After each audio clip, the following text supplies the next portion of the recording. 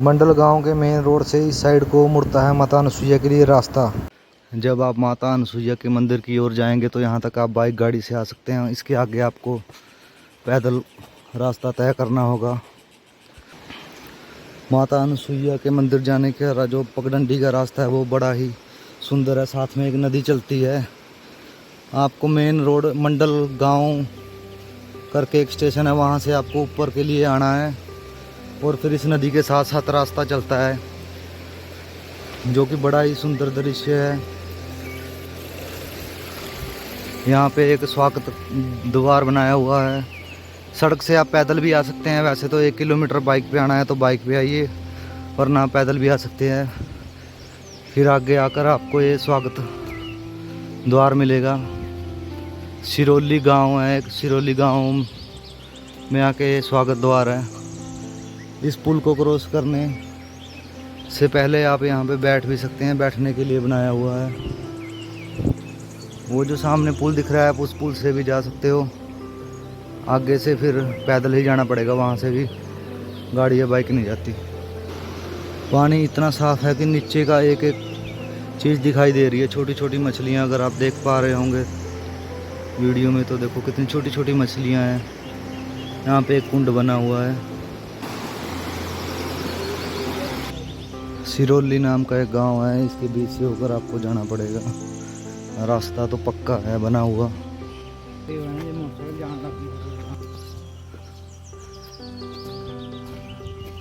इस गांव में अभी भी पुराने घर हैं।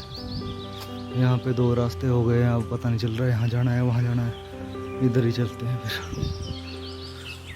यहाँ पे निशानी लगाई हुई है पेड़ पे, तो इस साइड को ही जाना है। जैसे पहले ज़माने में घर होते थे अभी भी है यहाँ पे पत्थर के घर बने हुए। रास्ता थोड़ा कठिन है क्योंकि यहाँ पे चढ़ाई ज़्यादा है और सांस भी फूलने लगती है। रास्ते में चलते चलते आपको चीड़ के पेड़ दिखेंगे। अभी अभी रास्ते में चलते चलते मेरे को 2 साधु मिले। मैंने वीडियो तो नहीं बनाया क्योंकि मैं हर एक की वीडियो नहीं बनाता। किसी को पसंद होता है वीडियो बनवाना, किसी को नहीं।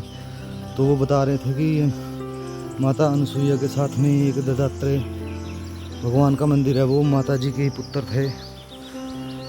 और आप बोर ना हो इसलिए मैं आपको अनसुईया माता की कहानी सुनाता हूँ कि माता अनसुईया है कौन थी। जो माता अनसुईया थी वो थी महर्षि अत्रि की पत्नी थी, धर्म पत्नी। और वो एक पतिव्रता नारी थी। तो होता ऐसे है कि महादेव और विष्णु भगवान और ब्रह्मा जी की तीनों की पत्नियों को ऐसे हो जाता है कि इस पूरी सृष्टि में सिर्फ हम ही पतिव्रता हैं, बाकी नहीं है और कोई नहीं। तो होता ऐसे है कि वो अपने तीनों पति, उनको पता चलता है कि एक कोई और भी है जो पतिव्रता है नारी। तो वो तीनों अपने पतियों को बोलती है कि हम नहीं मानती, हमने इसकी परीक्षा लेनी है। और परीक्षा लेने के लिए वो तीनों देवों को भेज देती है। तो तीनों देव महर्षियों का रूप लेके चले जाते हैं धरती पे और अलख जगाते हैं भोजन करवाने के लिए। तो जैसे ही वो वहाँ पे पहुँचते हैं तो माता अनसुईया उनको भोजन देने लगती है। तो तीनों देव बोलते हैं कि माता हम ऐसे भोजन नहीं करेंगे, हमारी एक शर्त है। तो वो माता बोलती है ठीक है बताओ। फिर वो बोलते हैं कि हमें निर्वस्त्र होके भोजन करवाओ, ऐसे नहीं हम करेंगे। फिर माता दुविधा में पड़ जाती है और अपने पति का ध्यान करती है कि अब मैं करूं तो क्या करूं। तभी कहानी में बाद में सुनाता हूं, पहले ये देख लो। ये प्राचीन शिला है, ये मेरे ख्याल से 14वीं या 15वीं शताब्दी में बनाई गई है। तो माता अपने पति का ध्यान करती है और फिर वो आती है और तीनों देवों को बोलती है कि ऋषिवर, मैं जैसे आपकी एक शर्त है मेरी भी एक शर्त है। मैं आपकी शर्त तब मानूंगी अगर आप तीनों छोटे बच्चों का रूप ले लोगे। तो तीनों देव उनसे प्रसन्न होते हैं और छोटे बच्चों का रूप ले लेते हैं। फिर माता उन तीनों बच्चों को पालती है, भोजन देती है। फिर जाके वो तीनों देवियाँ उनसे बहुत प्रसन्न होती है और धरती पे प्रकट हो जाती हैं और वो अपने अपने पतियों को लेने के लिए आ जाती है। फिर वो तीनों उनको वरदान देती है और चली जाती है। ये कहानी है माता अनसुईया की। बाकी हो सकता है आप में से ज़्यादा लोगों को मेरे से ज़्यादा ज्ञान हो। मैंने जितना पढ़ा सुना और देखा मैंने उतना आपको बता दिया। रास्ता देखो कितना सुंदर है, कितने घने जंगल है और साथ में नदी बह रही है और पंछी कैसे चैं चैं चैं चैं चैं चैं कर रहे हैं। ये इन पहाड़ों में ही रह गया है बस, अब नहीं तो ख़त्म है। आने को यहाँ पे बाइक भी आ सकती है, लेकिन बीच में थोड़ी रुकावट कर दिया है, नहीं तो बंदे बाइक पे फिर यहाँ पे रश कर देते हैं। अगर आपको लगे कि मेरी वीडियो ठीक है तो मेरी वीडियो को शेयर कर दिया करो। चैनल सब्सक्राइब करना है तो करो, नहीं करना है तो भी कर दिया करो। अगर आप मेरी वीडियो को ज़्यादा से ज़्यादा शेयर करोगे तो शायद मैं और भी घूम पाऊँ, देख पाऊँ हमारे हिंदुस्तान में क्या क्या है। अभी तो मैं हिमाचल और उत्तराखंड ही घूम रहा हूँ, फिर मैं नीचे भी जाऊँगा। यूपी, बिहार सब भरे पड़े हैं। बहुत बड़ा इतिहास है हमारे भारत का। मेरे ख्याल से जितना मैंने पढ़ा है कि काफ़ी पुरानी सभ्यता है हमारी। कई जगह पे अभी भी बचा के रखी हुई है, कई जगह पे तो ख़त्म ही कर दिया है काम। देखो ये जंगल इतना प्यारा है ना कि यहाँ से जाने का मन ही नहीं कर रहा। जो मैंने आपको पीछे एक पुल दिखाया था, वहाँ से अगर आप आते हो तो यहाँ पर निकलते हो। यहाँ नदी के पास ही एक रिजोर्ट है, कैंपिंग वगैरह करने की जगह है, डिवाइन शिवा रिजोर्ट कैंपिंग। देखो कितने विशाल काय है और सीधे खड़े हुए हैं। पता नहीं कौन से मिस्त्री ने बनाए होंगे ये पहाड़। रास्ते में प्राकृतिक जल स्रोत बहुत ही ज़्यादा है, आप कहीं भी पानी पी सकते हैं। ये जड़ी बूटियों वाला पानी होता है, इसमें कोई यूरिया NPK डाया नहीं है मिला हुआ। 3 किलोमीटर का सफ़र तय कर लोगे फिर ये पुल आता है नदी को पार करने के लिए। देखो कितना साफ़ पानी है, बिल्कुल साफ़, कहीं भी गंदगी नहीं है। अभी ये जो इलाका है थोड़ा अछूता है पर्यटकों से, नहीं तो जैसे केदारनाथ और अपने तुंगनाथ महादेव उस ट्रैक पे इतना गंद डाला हुआ है, इतनी बोतलें फेंकी हुई है ना बंदों ने कि पता नहीं यार, पता नहीं तो समझ नहीं आता, पता नहीं क्या चक्कर है। यहाँ पे आपको सामुदायिक भवन भी मिलेगा एक, वहाँ पे बाथरूम वगैरह है। वैसे तो वीडियो लंबी हो जाएगी, लेकिन रास्ता इतना सुंदर है कि मैं दिखाए बिना रह नहीं सकता। मेरे को एडिट वगैरह करने का ज़्यादा शौक़ नहीं है, ना मैं करता हूँ। जो होता है मैं एक्चुअल में वही डाल देता हूँ। ऐसा नहीं कि मैं एडिट नहीं कर सकता, कर मैं सब कुछ कर सकता हूँ। मैं क्या, कोई भी कर सकता है, 1 महीना सीखो सब कुछ आ जाता है। पर ये जंगल और ये इतनी हसीन वादियाँ किसी का भी मन मोह ले। यहाँ से तो वैसे भी जाने का मन नहीं करता बंदों का, मेरा तो खुद नहीं कर रहा। ये देखो कितना मस्त पहाड़ है भाई, मस्त रास्ता है।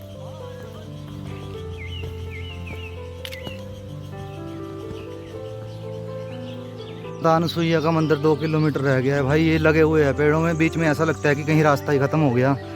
बीच में हम भी डर गए थे। रास्ते में जाते जाते आपको एक गुफा मिलेगी। ये गुफा गहरी है, अंदर ये इसके कोई गया भी है, पर हम नहीं जाएंगे क्योंकि हमें अपनी जान प्यारी है। रास्ते में एक छोटा सा पंच पांडव का मंदिर भी आता है। रास्ते में पत्थर लगा हुआ है, चांदी की तरह चमकता है। ये जो सामने भाई जा रहे हैं ये यहीं के हैं लोकल। इनसे एक बात पता चलेगी, जो माता अनसुईया है वो 9 गाँव की रानी माता है। यहाँ पे एक मेला भी लगता है, तो 9 गाँव की देवियाँ इनसे मिलने आती है। फिर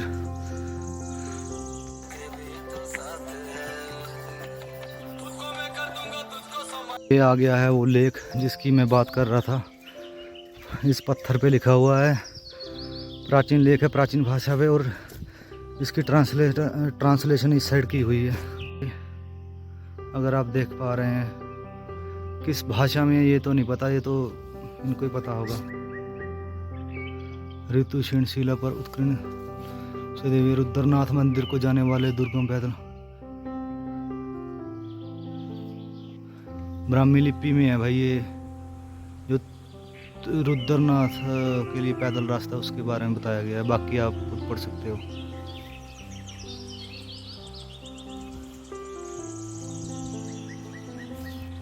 मंदिर के पास पहुंचने से पहले थोड़ी चढ़ाई ज़्यादा हो जाती है फिर, लेकिन कुछ नहीं, जाना है तो जाना है। रास्ते में जाते जाते आपको श्री गणेश जी की एक मूर्ति मिलेगी। ये मूर्ति जो है 15वीं शताब्दी की बनी हुई है।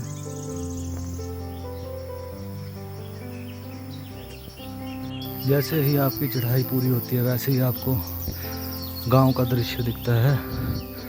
यहाँ पे भी गांव है।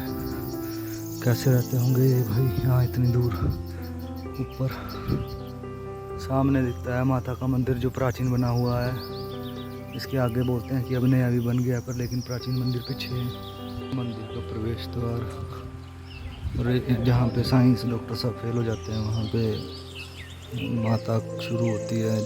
जिस भी भाई को संतान वगैरह नहीं होती यहाँ पे मन्नत मांगता है, उसके बाद जब मन्नत पूरी हो जाती है तो यहाँ पे बेल टांगी जाती है। देखो कितने बंदों की मन्नतें पूरी हुई है। यहाँ पे कितनी घंटियाँ हैं। बहुत पुराना वृक्ष है यहाँ पे, बहुत बड़ा है। पीछे जो मंदिर है ये गर्भगृह मंदिर का, आगे तो नया बना है। माता की मूर्ति अंदर ही विराजमान है इस गर्भगृह में। यहाँ पे बहुत पुरानी मूर्ति रखी हुई है, मैं दिखाता हूँ आपको। देखो कितनी पुरानी हाथ से बनाई हुई है मूर्ति। कौन सी शताब्दी की है ये पता नहीं, पर ये बहुत पुरानी है, अभी की बनी हुई नहीं है। मैंने यही पंडित जी से बात की है, ये खुदाई के समय निकली हुई है।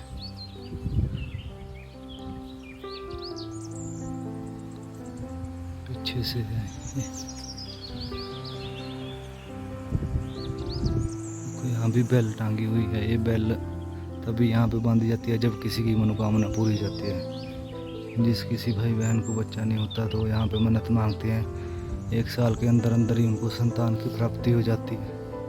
इस मंदिर में शाम के बाद कभी भी पुजारी नहीं रहता। जितने भी पुजारी ने यहाँ पे रहने की कोशिश की, माता के शेर ने उसे भगा दिया।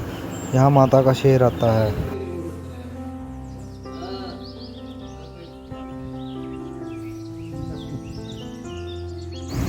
ये है तीनों देवों का बाल रूप।